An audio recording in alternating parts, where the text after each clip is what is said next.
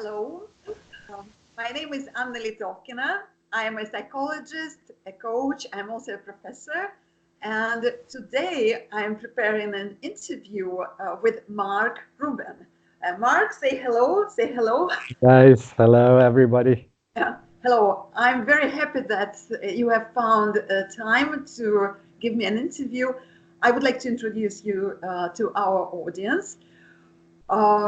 First of all, Mark Rubin is a sculptor. Mark Rubin is a designer, and Mark Rubin is also a fine artist.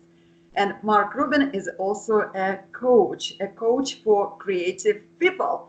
So, and where did I meet Mark Rubin? In January, I started delivering workshops, English language workshops in Budapest, in the heart of Budapest. And my workshops were on time management issues, on procrastination, on goal setting, on habits. And Mark, you attended quite a number of my workshops. Yes, I did. Thank you so much. And you prepared a number of interviews with me and with a number of participants. So, and now I would like to prepare an interview with you. And my question is about you coaching people. So, could you answer the following question? Can people change? Well, thank you very much for your invitation, first of all. It's my pleasure to be here, and I'm very honored to be interviewed by you. And then when it comes to change, well, yes, some years ago, I almost convinced myself that people cannot change. And that was mainly because of my previous experience and my own personal events that happened in my life. So I almost convinced myself that people cannot change. But then later on, I realized that people do change and they can change. The only thing is that they need to want to be changed, or they want the change. Otherwise, it's impossible. There is one anecdote that I like very much. When you ask someone how many psychotherapists you need in order to change someone, and you say it's only one, but the person who is being treated, he must want to change. So I like that, and I truly believe that people can change if they really want to be changed. And how can someone start wanting to change? Because actually I have met, you know that I'm also a coach and I'm also a psychologist, and very frequently people say, that's me, love me the way I am, or these are my habits, I can't change, I'm old, or I'm mature. So how can someone just start wanting to change? Well, the life is actually guided by two principles. It's either pain or pleasure. That's how we are motivated here. And people usually, when we are happy and we enjoy life, then we don't think about things like that. But when some significant life event happens, some painful event happens, then we start questioning ourselves. Then we start questioning things that are happening around us. And that's when we ask questions that are not ordinary, that are not just on a daily level, so to speak. Then we start to think about the change of what we can change or what should be changed in order to move forward. I believe that pain and pleasure are the things that help us to actually get on the path of change. Mm-hmm. Yeah, actually, you're absolutely right, because motivational speakers and also coaches also talk about motivation, which is based like carrots or stick motivation. Exactly. So maybe one day we could speak about the following, which is better for people. But what you say that about painful experience, yes, a lot of people want changes or they need changes when they have this kind of painful experiences. There is, yes. yes, sorry for interrupting you. There is this little threshold when people reach in their lives when they decide. It's actually a matter of decision that you do want to change or not. Sometimes when you're not happy with what you have right now or where you live or how you feel, that's the point of threshold when you got enough. When Mm-hmm. you are when you had enough, then you actually start thinking, what can I do or what should be changed? Mm-hmm. And if people are not in that position, maybe they're just not ready for it yet. So maybe their time didn't come yet. Or maybe as a coach, if they have approached you with the request to help them change, there are certain techniques and there are certain exercises that you can do with people to guide them through to that threshold, or maybe to help them relive those painful or happy moments that may induce that desire to change. Mm-hmm.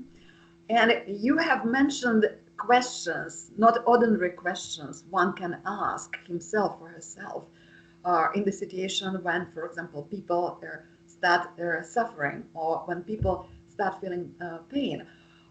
Could you give us a couple of questions? I'm sure that people who are going to watch our interview will be interested in this kind of questions. Well, you can ask, you can think about your life in general and ask yourself in which area of your life you are not happy. So, Mm-hmm. what is that part of your life that you are not happy with? Is it your health? Is it your finances? Is it your job? Is it your relationships, either with your spouse, your children, or your parents, or maybe friends, or just society in general? Is it the country you live in? Is it your level of education? Is it your spirituality? So, where is this thing that you're lacking in those areas, and which one is the strongest, and see what you can do there. So ask yourself on level, from 0 to 10, where am I in that particular area? And if it's, scaling down uh, close to 0, then maybe you start asking yourself a question: what can I do in order to get to 10 or 8 at least, to experience that level of happiness and success in that particular area? Actually, what you are talking about now the will of balance. So, Yes. for example, I just would like to explain to the audience that in order to have a good life in coaching, there is this technique which is called the will of balance. When you write down, for example, 8. For me, the best is to write down 8 different segments of your life and to grade how satisfied you are with these segments. And for example, what do you think? What is the secret uh, of a successful, balanced life? The I would uh, I would say that secret to a successful life and being balanced uh, lies in our perception of the world, and how we see the world and our expectations. So I would call it, when your life blueprint does not match your expectations, that when you start feeling the suffering, that's when you suffer. So you have a picture from your birth, while you were growing up, while you got the education, either from your parents or in school. You managed to build up a model of the world, of how the world should be in your head, in your particular vision. It's a vision that you have in your mind of how your life has to be. And when that vision does not match with the reality you live in, that's when you start feeling the suffering. And the secret to success, or the secret to fulfilled life, is to actually do the opposite. So you have to match both. Either you raise up your standards and try to match your living conditions, your surrounding, or you change the blueprint, you change the vision of your world. You try to see that, what is different, and maybe what should I change, and maybe my vision of the world is outdated. Maybe I have to update it a little bit. Maybe it's just an old software that we're running in our computer, and we just need to upgrade it a little bit to a newer version. And then when it's gonna match. What you have just mentioned, you have mentioned the word expectations. Exactly. So, and what would you recommend? Because sometimes I have some clients who come to me, and I have workshops on goal setting, and in coaching it's also very important to set up goals. And some clients say that I don't want to set up a high standard goal, because if I don't reach this goal, I'm going to be very disappointed. I'm going to be frustrated. So, and you have mentioned the word expectation. For example, imagine you have a goal to live in a huge, very expensive luxurious palace, and if you do not reach this goal, you become very disappointed. So in this case, maybe you just have an expectation. I'm going to live all my life in one bedroom apartment, for example, and you reach this. But maybe you're not happy either, because you know that you actually you haven't set up goal very high. So what would you say is the best for balanced life? I think that there are different types of goals that we can set for ourselves, and there are short-term goals and there are long-term goals. And we also have to see how far we could stretch ourselves and what are our actual abilities. So, for example, if you've only managed to produce or make $100,000 a year, that was your annual income, but your goal is to make $1 million, there are only two options you can work with. Either you work harder and you figure out how to make that $1 million, or you say that it's impossible and I have to lower my standard and then be satisfied with what I can produce now. And maybe you don't have to give up on your goal, but you say that I have to build up. It's like building muscle. You cannot grow your muscles in one day or 1 month. You have to gradually work regularly, consistently, and slowly you will build it up. And I would say that maybe if you want to live in a palace in Malibu or any other prestigious area, then maybe it's a long-term goal, and you have to create smaller goals on the way to your big goal to actually achieve that. And maybe it's not a 1-year goal or 1-month goal. Maybe it will be a 5-year-old goal, 5-year goal, or 10-year-old goal. So just building up to that. And for example, I myself, you know that I'm a great fan of Tony Robbins, and I know that you also. And a few months ago, I went to his seminar in London, Unleash the Power Within, and last year I went to his seminar in Moscow. So, and for example, he talks about the following thing. He talks about 6 human needs, basic human needs. Everyone somehow has. And one of the needs which are very important for him is called contribution. And what he says that a lot of people would like just to become successful, but they do not want to make contribution to the world. And another need, this is need number 5, is that love. So a lot of people would also like to become successful without actually loving other people, without spreading love in their surroundings or love in the world. So what do you think about these 2 basic needs, and how do you work on these needs with your clients actually?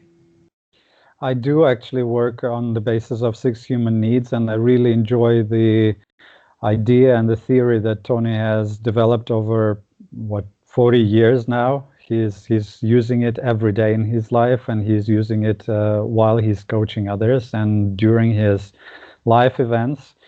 It was a bit confusing in the beginning for me to understand how the thing works, but then slowly, after years of listening to him and trying to understand the theory, I actually came to realize that it's a very practical thing. And coming back to our previous example of living in a palace, I would rather ask the person, what emotional state, what emotion are you trying to achieve before you even move into that castle?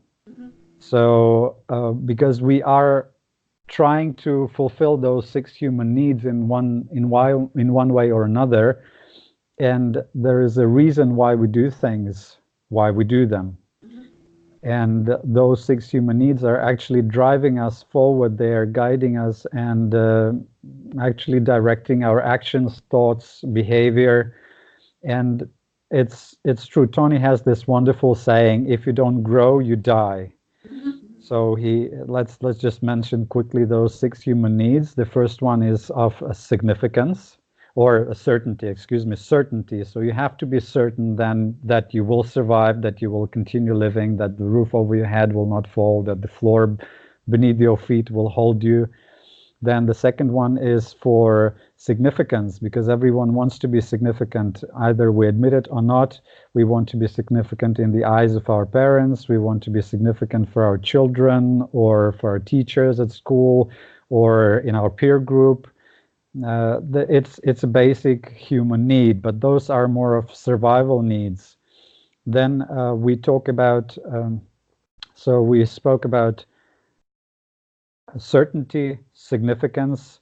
Then there is this uncertainty. The variety, yes, and there is a proverb in English: variety is the spice of life. Yes, but that's the certainty and uncertainty. Yes. They go together, because you have to have some variety. You have to have that element of surprise in your life, either good or bad, because otherwise life would be very boring. Then the other need is for love and connection. So most of the people settle for a connection because it's easier. It doesn't involve so much emotion in it.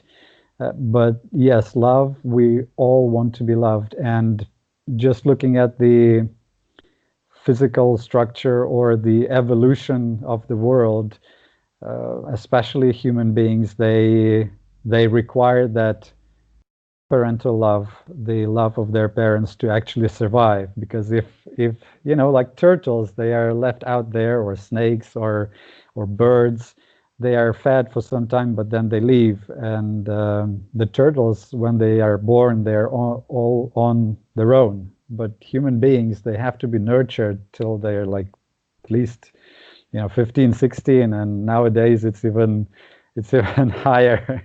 But actually, even nowadays, psychologists say that it's very important for everyone to get a lot of touch every day. Exactly. Hugs, kisses, or even, for example, so if there is an epidemic of flu, what they say that in your relationships you should be really kissing each other, because it gives you protection. So it's very important. Yeah, it is very important. And then we enter, so these are 4 basic needs of the human being, and then we are entering into a more spiritual realm when we talk about growth and contribution. So Tony has this wonderful saying: if you don't grow, you die, which is very true, because take a fruit or take a tree. There is a seed, it's blossoming, it's growing, and then when it reaches the point when it's not growing anymore, it starts to deteriorate. So same with the human being. If we don't grow, we die. And this would probably lead to your first question, that what do you say to the people who you coach if they don't want to change?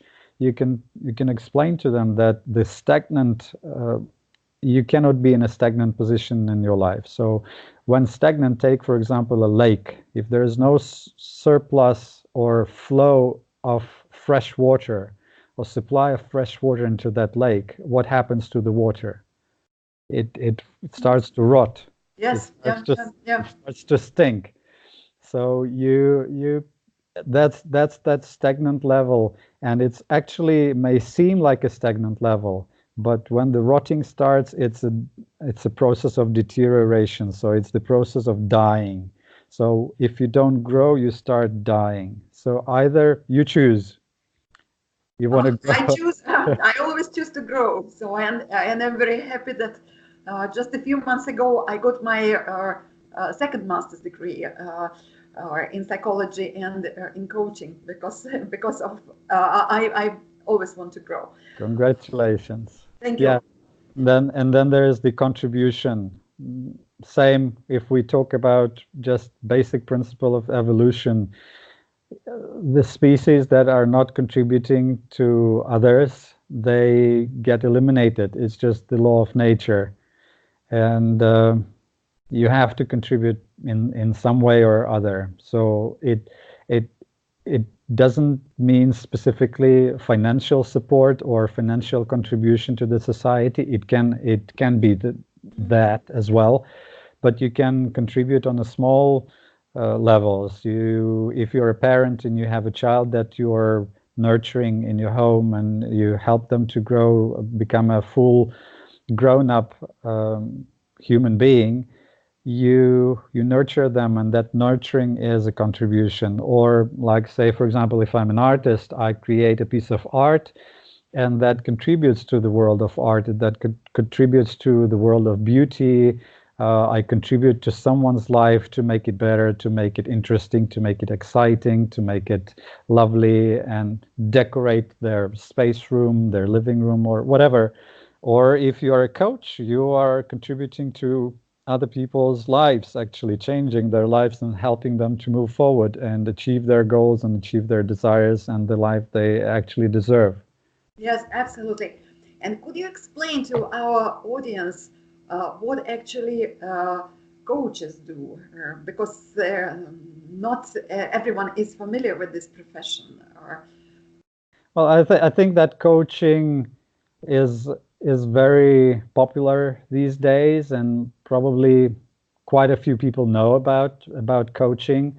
But I would rather try to define what coaching or what coach is, who coach is, and I would say that coach is a person. It's like a personal trainer who understands your needs, understands where you are at the moment, and he or she knows where you want to be, and he or she helps you to develop a strategy or the steps to achieve those goals, and they support you while you're on your way of growth.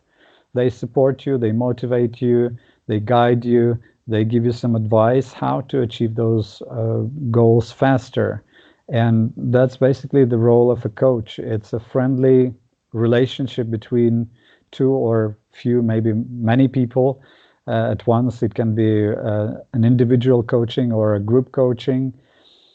But yes, it's definitely a person who can help you achieve your goals faster, because I was thinking a lot about that before I even started uh, listening to Tony Robbins or thinking about coaching and things like that. And I thought, well, I can read books, I can do this, I can do that, I can try to figure it out on my own, but usually it takes a lot of time to figure it out on your own. And I would I'll give you my personal example. When I was studying in my secondary school for my art degree, after I finished the school, I left the building and I thought, what's next? And because there it's not taught how you should live your life or what you should do in order to be a successful artist. You're taught a skill, you're given a skill, but no one actually guides you on what to do with that skill and how to actually apply it in your life. And this same thing happened in my primary and minor school. So any school I have attended, it was that. And then you're left on your own and you have to figure it out. And either you rely on your own abilities and your own senses, and capabilities and brain capacity, or you read a lot of books, or you attend a lot of seminars, or you try to find another school that actually teaches you that. And slowly, you build it up. But what coaches do is they shorten that period of time that you spend on your own research, and they help you to get that information much faster. And do you have your own coach? I do. I do have a mastermind group that I attend, and I believe that that's working for me at the moment. So I'm happy how it works. And yes, well, I'd like to be there with Tony Robbins one day. I also have actually a coach, or I would say not only a coach, but a couple of them. Because if I have one particular need, I might go to one coach. For another need, I might go to another coach. And I entirely agree with you that coaches might help someone to reach their goals much faster and more efficiently. And for example, I would like to ask you the following thing. You are a coach for creative people. Could you explain to me and to our audience what you mean by creativity and what you mean by coaching creative people? Some people might say, "Oh, I'm not creative enough." I do not believe this, but anyway, I'm interested in your opinion. Well, creativity can be described, or it's actually, how to put it in the right way. I would say that whenever I talk to someone, if it comes to coaching them, I start with the definitions. I would say what creativity means to you, specifically to you. What is how you define it? What is your specific definition that you have in your brain? What is the picture that you carry around with yourself day to day? That would be the first thing. But creative person is anyone who creates something new, something interesting, something that he or she has never done before, or in some way contributes to the world, and that is also a creative activity. But what I would like, or I would specifically target the creatives like artists, sculptors, musicians, writers, dancers, whoever are actually working in the field or want to work in the field, but they feel that they don't have that. It's exactly what I mentioned before. Like when I finished my school, I went out and I was lost because I didn't know what to do next. No one taught me how to deal with business, how to deal with money, how to deal with projects, and how to run a business actually. So many creative people, they struggle with they have this idea that there's a creative must be a struggling artist or a starving artist. And I'm very much against that idea because there's no such thing as starving artist. Everyone can succeed in their field if they apply certain steps and if they pay attention to certain things in their life, and they can actually make a living, pretty decent living out of being a creative person. Either it's writing music or dancing or sculpting or painting. They can actually achieve a better financial living. They can actually be more fulfilled in their life just by their approach to life itself. So that's what I deal with. I try to help people to get over that fear that you cannot survive as an artist. I think being an artist is one of the most amazing and wonderful occupations or professions you can have in the world. I agree. I have a hobby. I like glass painting. Wow. And actually, years ago, I even sold some of my glasses in the United States of America in some galleries. So and I know how fantastic it is. Yeah. And actually, I can understand you why you deal with creative people, because I think that creative people are people who permanently experience this kind of flow, and I think actually if you are in this kind of flow, you are just much happier. So, Exactly. and I would like to ask you, if anyone, for example, comes to you and says that I would like to work with you, how much time is needed to achieve some kind of results? I'd like to quote Tony Robbins on this. For those who didn't read his book, Awaken the Giant Within, I strongly recommend it, but I just listened to it for the third time on this weekend. And there is one of his sayings that it's in the moment of decision that your destiny is shaped. And I love this saying because it's basically the decision that you make, and the time of making that decision will determine your future. So the stronger your decision, the stronger your determination and patience to achieve your goal, the better you are situated, and you are actually like a sculptor. You are shaping your destiny in Yeah, your that destiny particular. and your own life, yes, because Yes, it's only you who can do it. yes. But when we are talking like practical time, it will also depend on the level of skills that you have, because certain results you can achieve when you have physical skills in your hands. So, for example, if you never went to art school, you might struggle with understanding or practicing some of uh, appealing techniques that are appealing to the public, that people would like. So they don't see it just as an amateur piece of art. So you might work on that. That might take time. Also, it may depend on how open-minded you are and how hardcore you are. How I would say another thing, that it will depend on the level of uncertainty that you're willing to live with. So sometimes people are afraid, that fear stops them from making that next step. Yes, I know, because and in English there is a proverb: better the devil you know than the devil you don't know. And very frequently, the vast majority of people just stay where they are. So in the relationships which are not satisfying any longer, they work for employers whom they do not like any longer, and so on. Yeah, Uh, but yes. yeah, when we are talking about the time, usually what I see in my personal life as well as the life of other people, I see that you need at least 2 to 6 months to actually start seeing some progress. That's practical. That's very doable without overstretching yourself or burning out.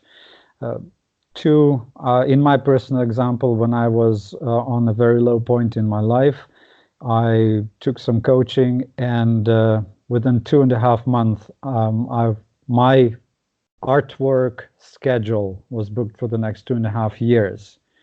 And I still have the projects and that was back in 2013.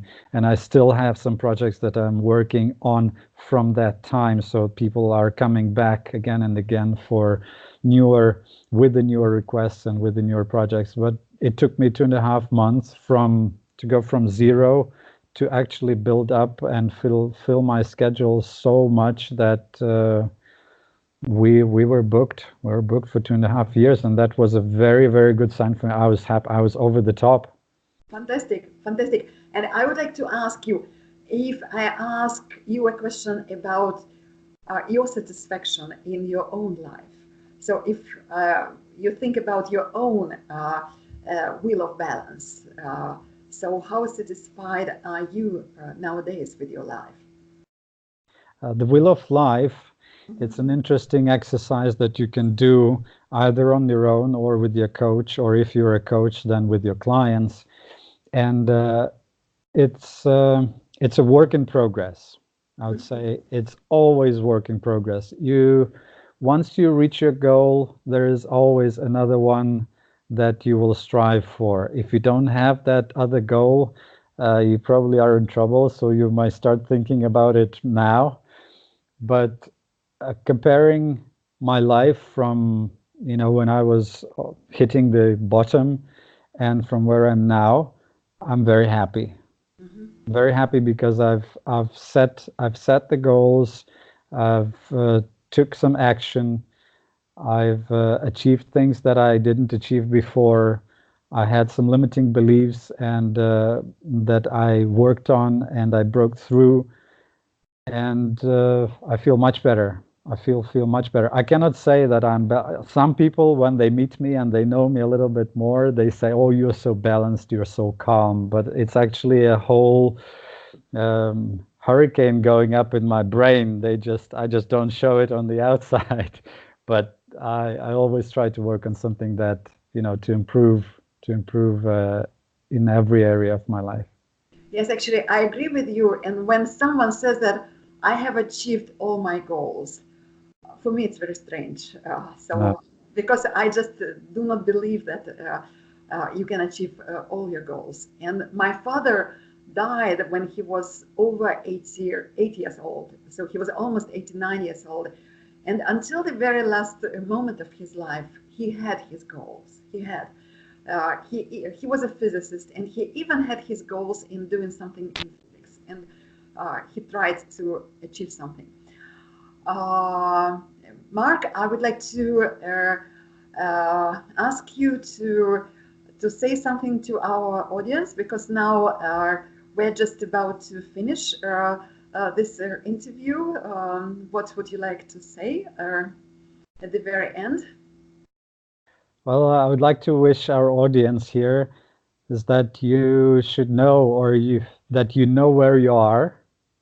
First of all, you should know where you are, know where you want to be, Mhm. and then figure out the way how to get there in the shortest way, and be flexible along the way. If some things don't work out, you don't give up, you continue, you adjust your strategy and move on until you reach your goal. That's my wish. Uh, Thank you very much. Actually, I'm also going to follow your wish, because for me it's also very important to set up my goals, to understand where I would like to be, when, and where I'm now. And The, hopefully our audience will also do the same. yeah, the clearer you are, the better. And don't forget to have fun along the way, because if you make it too boring, you will give up. Uh, Have fun, have love, share it with others. Uh, Thank you very much.